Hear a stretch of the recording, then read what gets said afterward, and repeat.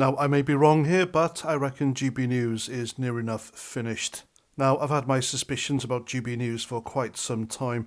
Uh, I know they don't act anti-establishment. However, how can you call yourself the home of free speech when they dealt with Lawrence Fox, Dan Wootton, Calvin Robinson, and other presenters in such a underhanded way? And of course, GB News is very, very popular. Nigel Farage's slot on there, he gets more viewers than Sly News, BBC News, Channel 4 News, etc. So people are watching. And I've also said for a while now that Nigel Farage and Neil Oliver are the only reasons to watch that station, I'm afraid.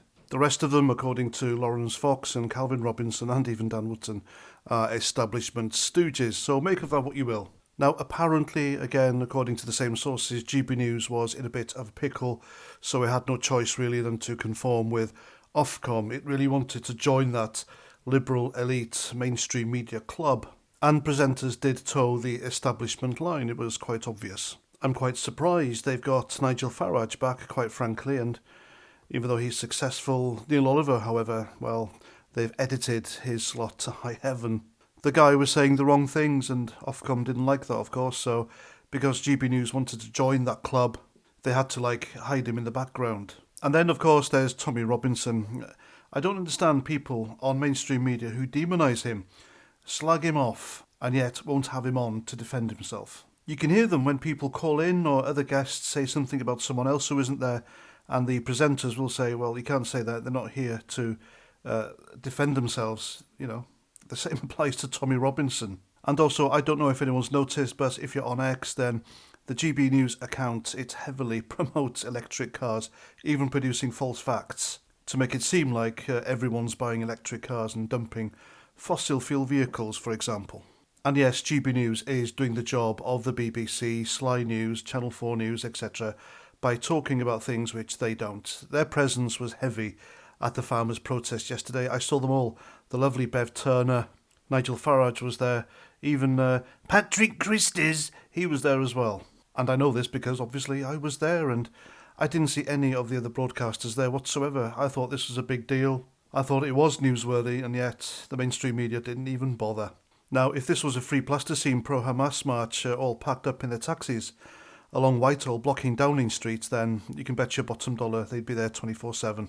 And it would dominate the news. And maybe that's the problem with GB News. It's become just too successful, more successful than the mainstream media, despite the mainstream media and Ofcom trying to shut it down, and it tried to join the club. But now there's an organisation called Centre for Media Monitoring, and they've produced a report that says, according to them, that GB News seems to hate on Islam and Muslims. They believe in this report that GB News' obsession with Muslims is, according to them, staggering. And it's interesting because in this report it says there are 17,000 plus mentions of Muslims, Islam, 50% of all mentions across UK news channels, and double the coverage of Sharia of BBC and Sly News combined. And quite frankly, I think Sharia doesn't get talked about enough. And the mainstream media, including Sly News and the BBC, they only produce positive coverage of this particular issue. This organisation, the Centre for Media Monitoring, also says that GB News is promoting conspiracy theories, platforming far-right voices, and rarely featuring Muslim perspectives. But what this report and this organisation failed to point out is that GB News is willing to cover all subjects, and not one group is above criticism. Hell, how can you accuse GB News of being Islamophobic when it demonises Tommy Robinson at the same time?